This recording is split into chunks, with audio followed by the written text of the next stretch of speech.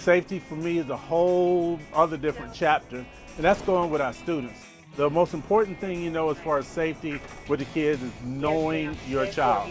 You got to know those students, because then they'll start listening more when you start calling their names, when you start, you know, and not just calling their names when they're doing something bad, but you talk to them. What was your day like? Hey, what did you do this weekend?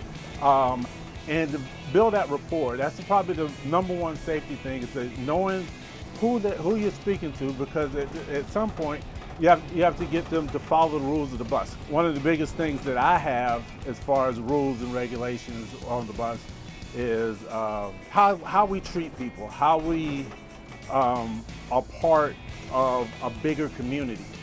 And my bus is a community. Okay, y'all, you can't be in the aisle, you gotta face forward. You gotta put your feet forward, not in the aisle. Put your feet forward.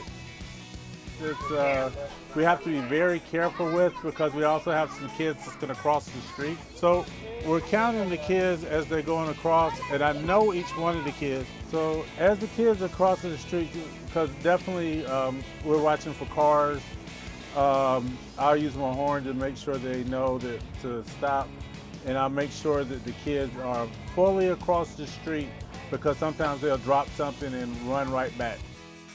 I'm really fortunate with a lot of these parents on this route. A lot of them come out to meet the students. Okay. Have a good weekend. Yes, sir. It makes everything easier. All right. That should be all of our safe loads. So we do one last thing. We gotta check the bus. Make sure we don't have any sleeping kids. You'll always have like backpacks, sweaters, shirts, etc.